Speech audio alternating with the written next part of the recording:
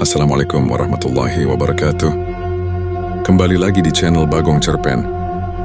Untuk kisah kali ini saya akan membawakan sebuah cerita yang berjudul Santet Karena Dendam Saat Arisan.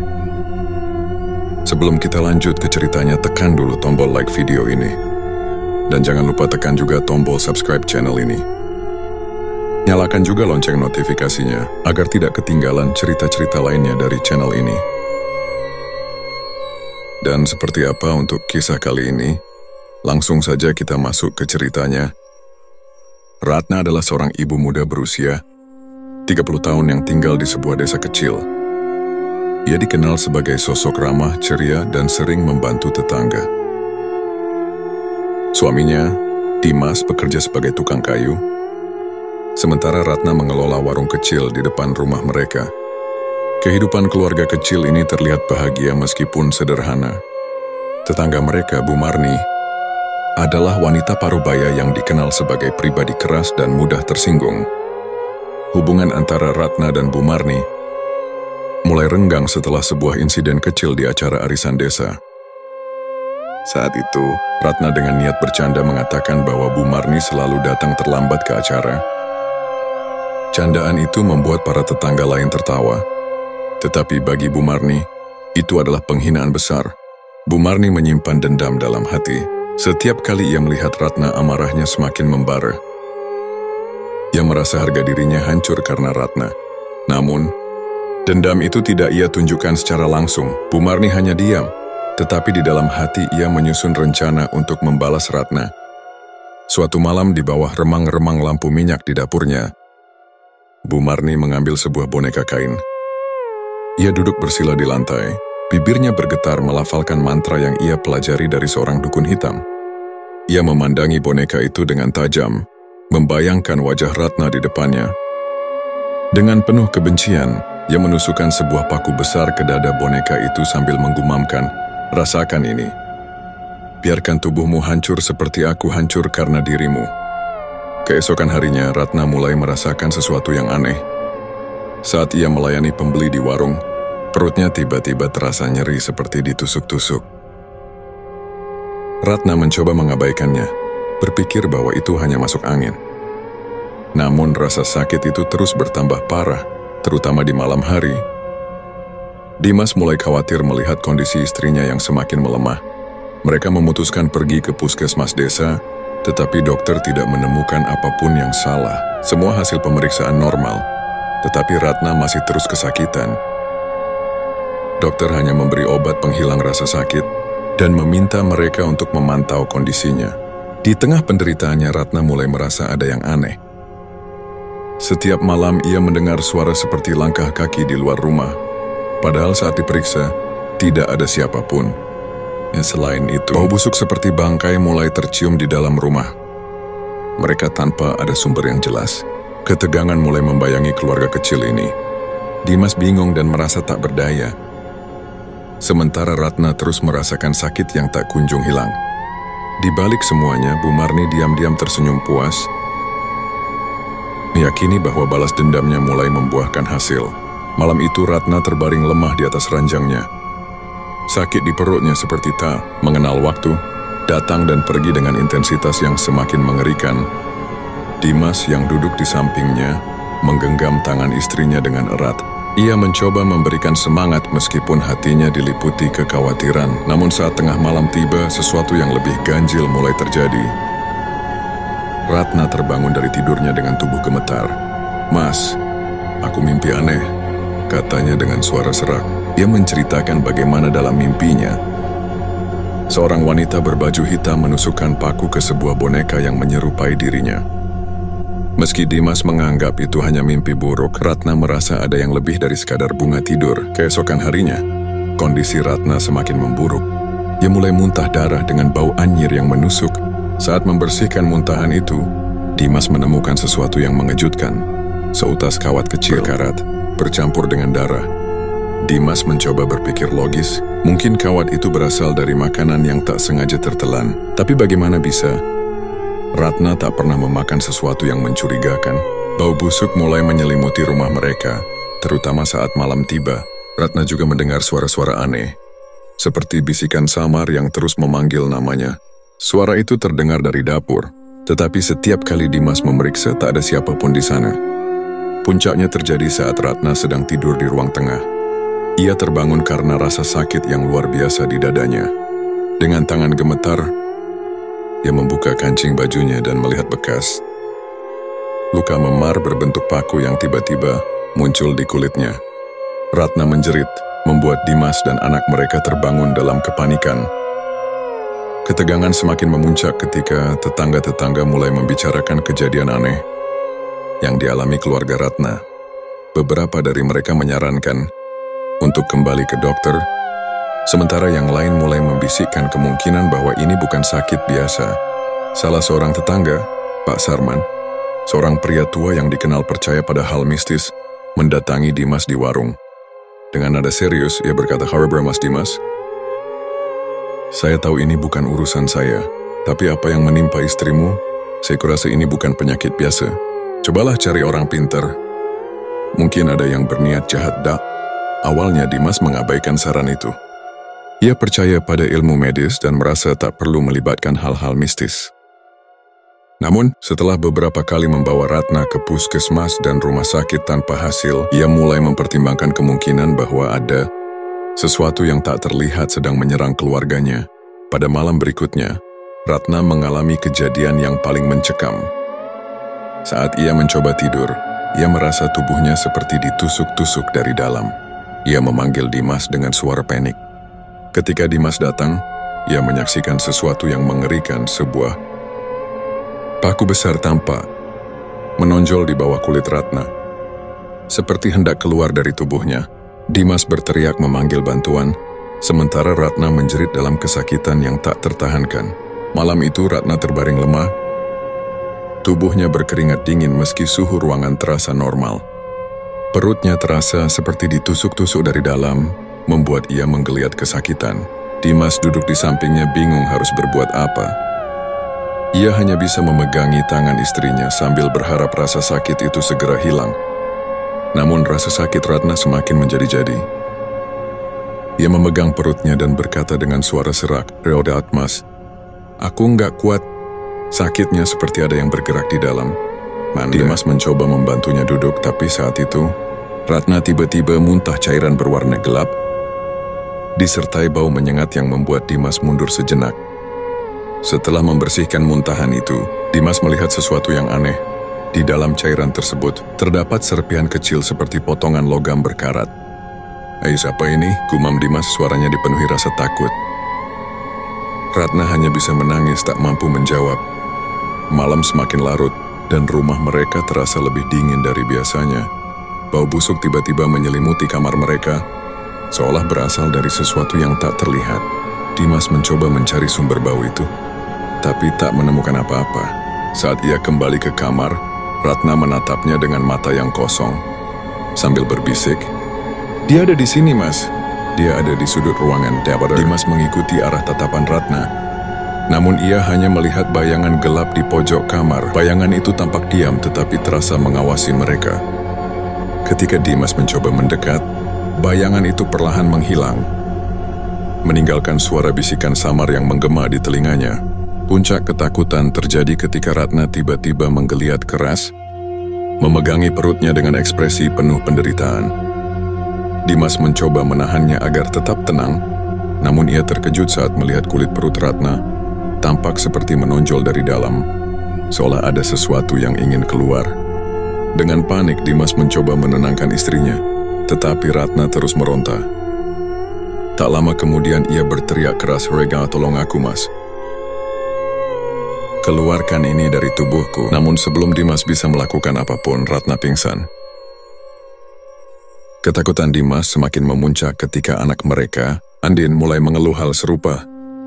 Andin berkata bahwa ia sering bermimpi melihat seseorang dengan wajah samar berdiri di dekat tempat tidurnya. Orang itu, katanya, membawa sesuatu seperti boneka dan memandangnya dengan senyum dingin. Dimas tak lagi mampu mengabaikan semua tanda ini. Ia tahu ada sesuatu yang lebih dari sekadar penyakit biasa. Keesokan harinya, ia memutuskan untuk mencari pertolongan.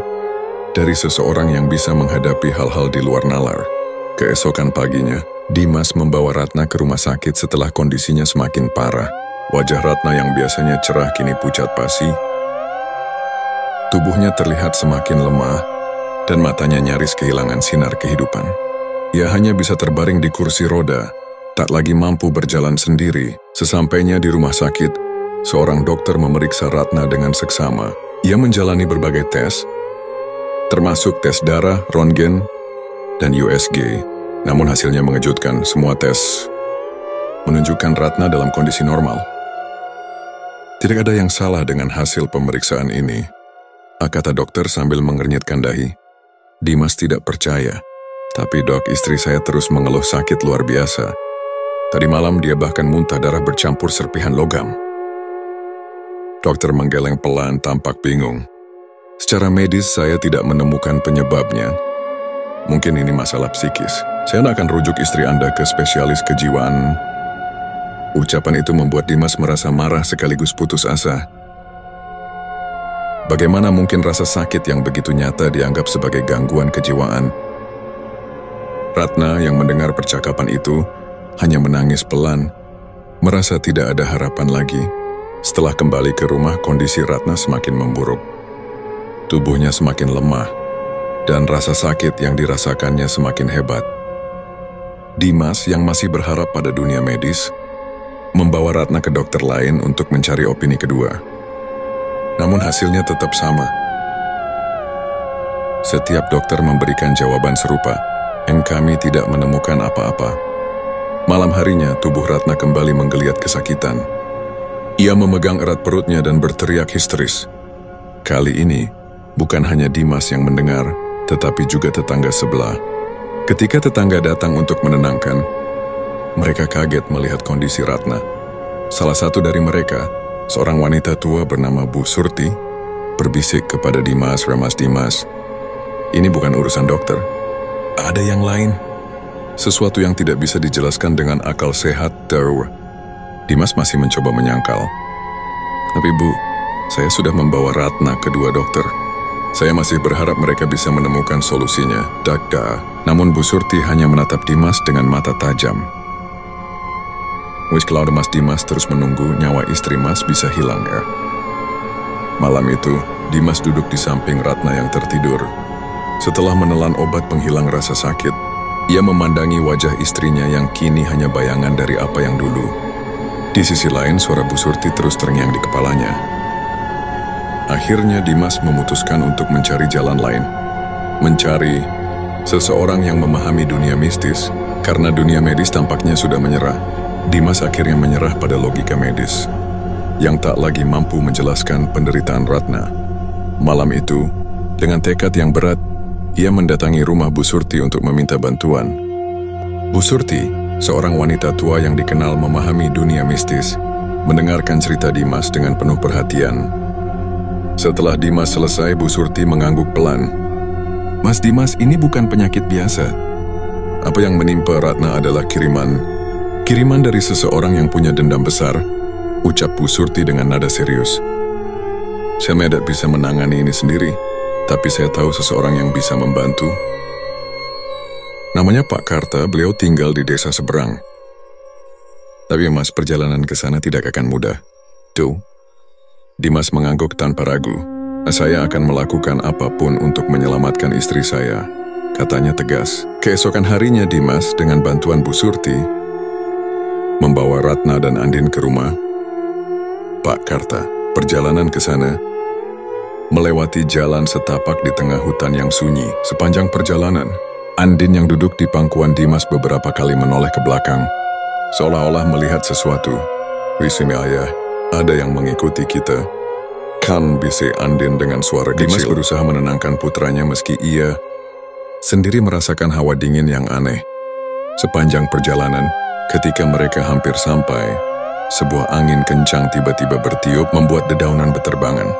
Ratna, yang tertidur lemah, mulai menggeliat seperti merasakan sesuatu yang tak kasat mata. Setibanya di rumah Pak Karta, seorang pria tua berpenampilan sederhana menyambut mereka. Wajahnya tenang, tetapi sorot matanya tajam, seolah bisa melihat sesuatu yang tersembunyi. Setelah mendengar cerita Dimas, Pak Karta segera memeriksa Ratna. Pak Karta menyentuh pergelangan tangan Ratna dan memejamkan mata. Energi negatifnya sangat kuat, katanya pelan. Ini santet berat kiriman dari seseorang yang sangat dendam. Benda-benda asing telah dimasukkan ke dalam tubuhnya. Kalau tidak segera diatasi, nyawanya bisa melayang. Dimas tercekat mendengar penjelasan itu. Apa yang harus saya lakukan, Pak? Tolong selamatkan istri saya, pintanya dengan suara bergetar. Pak Karta mengangguk. Ritual ini akan membutuhkan waktu dan kesabaran, tapi Mas Dimas harus siap. Karena mereka yang mengirim santet ini mungkin akan mencoba mengganggu kita. Malam itu, Pak Karta memulai ritualnya. Ratna dibaringkan di atas tikar anyaman di ruang tengah. Sementara Pak Karta menyalakan dupa dan membacakan mantra dengan suara tenang tapi tegas. Ruangan terasa semakin dingin, dan suasana mencekam mulai menyelimuti. Tiba-tiba, tubuh Ratna mulai bergerak sendiri. Ia berteriak, matanya terbuka lebar tetapi tidak menunjukkan kesadaran. Dari mulutnya keluar suara serak, "Dan boy, kalian tidak akan berhasil. Dia milikku." Pak Karta tidak gentar. Dengan tangan terangkat, ia melanjutkan mantranya. Dari tubuh Ratna, mulai keluar benda-benda asing. Potongan-potongan logam kecil, serpihan kaca hingga rambut panjang yang kusut. Setiap benda yang keluar diiringi dengan jeritan Ratna. Seolah ia sedang melawan sesuatu yang tak terlihat. Dimas hanya bisa berlutut di samping Ratna, menggenggam tangannya yang lemah sambil berdoa dalam hati. Andin yang ketakutan dipeluk erat oleh Bu Surti di sudut ruangan. Saat ritual hampir selesai, sebuah bayangan hitam muncul di sudut ruangan, membentuk sosok yang menyerupai manusia. Pak Karta menatapnya dengan tajam. "Keluar dari sini. Kau tidak punya hak atas tubuh ini," teriaknya sambil menaburkan sesuatu ke arah bayangan itu. Bayangan itu perlahan memudar, meninggalkan suara jeritan panjang yang menggema di seluruh ruangan. Saat jeritan itu menghilang, tubuh Ratna terkulai lemas, dan ruangan kembali tenang. Pak Karta menghela napas panjang. Ini belum selesai, Mas Dimas. Kita sudah mengusir sebagian besar energi negatif, tapi sumber santet ini masih ada. Kita harus mencari tahu siapa pelakunya. Setelah ritual penyembuhan, Ratna terlihat sedikit lebih tenang meski tubuhnya masih lemah. Namun Pak Karta memperingatkan bahwa ini hanyalah langkah awal. Santet ini tidak akan sepenuhnya hilang sampai sumbernya dihentikan. Katanya serius. Kita harus mencari siapa yang mengirimnya dan mengapa. Dimas, yang penuh dengan tekad, segera bertanya, "Bagaimana kita bisa tahu siapa pelakunya, Pak?" Pak Karta memejamkan mata, menarik napas dalam, lalu berkata, "Setiap kiriman memiliki jejak. Dengan bantuan media tertentu, kita bisa melacak energi negatif itu ke asalnya." Malam itu, Pak Karta mempersiapkan ritual untuk mengungkap pelaku santet.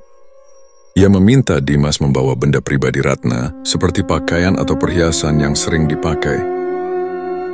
Dengan menggunakan kain hitam, dupa khusus, dan cermin tua, Pak Karta memulai ritualnya. Di ruang yang gelap hanya diterangi cahaya lilin, Pak Karta duduk bersila di depan cermin. Ia menggosokkan kain hitam ke cermin sambil membacakan mantra. Asap dupa mengepul, membentuk pola-pola aneh di udara. Setelah beberapa saat, cermin itu mulai memantulkan bayangan yang bukan milik siapapun di ruangan itu. "Aku melihat seorang wanita," kata Pak Karta dengan suara pelan tapi jelas. Dia berada di tempat yang gelap, melakukan sesuatu di depan boneka jerami. Tangannya memegang paku dan matanya penuh kebencian. Dimas menatap cermin dengan napas tertahan. Bayangan di cermin mulai menampilkan detail lebih jelas seorang wanita yang dikenalnya. Itu Bu Rini, ucap Dimas terkejut. "Wis tetangga kami di kampung dulu, Perau." Pak Karta mengangguk. Benar, dia adalah pelakunya. Energi kebenciannya sangat kuat, seolah-olah ada dendam besar yang belum terbalaskan. Dimas merasa bingung. Tapi kenapa? Apa yang membuat dia begitu membenci Ratna? Pak Karta menjelaskan bahwa dendam yang memicu santet sering kali terkait dengan iri hati, persaingan, atau rasa sakit hati yang mendalam. Dimas mengingat kembali interaksinya dengan Bu Rini di masa lalu. Ia teringat bahwa beberapa tahun lalu, Ratna sempat berselisih dengan Bu Rini karena masalah kecil terkait warisan keluarga. Saya tidak menyangka masalah itu akan membuat dia dendam seperti ini, ujar Dimas dengan nada penuh penyesalan. Pak Karta mengangguk pelan. Dendam kecil yang dibiarkan tumbuh bisa berubah menjadi racun. Mas Dimas, dan racun itulah yang kini menyerang istri Anda. Namun Pak Karta mengingatkan bahwa mereka tidak bisa langsung menghadapi Bu Rini. Santet itu seperti permainan energi. Jika kita menyerangnya tanpa perlindungan, itu bisa berbalik menyerang kita. Pak Karta memutuskan untuk menyiapkan ritual pelindung agar keluarga Dimas terlindungi dari serangan lanjutan. Ia juga memberikan petunjuk kepada Dimas untuk berbicara baik-baik dengan Bu Rini dan mencari jalan damai. Meski itu tidak mudah, setelah mengetahui siapa pelaku santetnya, Dimas dan Pak Karta memutuskan untuk melakukan pembersihan terakhir. Ritual ini bertujuan memutus energi negatif yang mengikat Ratna dan mengembalikannya kepada pelakunya. Namun Pak Karta memperingatkan bahwa ritual ini berisiko tinggi. Energi santet itu sangat kuat. Jika kita tidak hati-hati, dampaknya bisa menyerang siapa saja di sini, ucapnya tegas. Di malam yang ditentukan, Dimas, Ratna, dan Andin kembali ke rumah Pak Karta. Ratna, yang masih lemah, dibaringkan di tengah ruangan. Pak Karta menyiapkan berbagai perlengkapan ritual, dupa khusus, keris kuno, air kembang, dan tanah dari 4 penjuru mata angin. Ia juga menggambar pola pelindung di lantai menggunakan kapur putih. Mas Dimas, apapun yang terjadi, jangan keluar dari lingkaran ini, kata Pak Karta sambil menunjuk garis kapur di lantai. Ritual dimulai dengan suasana mencekam. Asap dupa memenuhi ruangan, menciptakan aroma tajam yang menusuk. Pak Karta memegang keris kuno dan mulai melafalkan mantra dalam bahasa Jawa kuno. Tubuh Ratna, yang awalnya diam, tiba-tiba mulai menggeliat. Ia berteriak, "Ra panas, tolong aku." Pak Karta tetap fokus, mengarahkan kerisnya ke arah tubuh Ratna, seolah-olah sedang menarik sesuatu yang tidak terlihat. Tiba-tiba, dari mulut Ratna keluar suara serak yang bukan miliknya. "Berhenti, kalian tidak akan menang." Dimas menggenggam erat tangan Ratna, mencoba menenangkannya. Namun ketika tubuh Ratna semakin liar, benda-benda asing mulai keluar dari tubuhnya. Serpihan kaca, paku berkarat, dan bahkan tali kecil yang kusut. Setiap kali benda itu keluar, Ratna berteriak kesakitan. Pak Karta kemudian mengambil air kembang dan menyiramkan sedikit ke tubuh Ratna.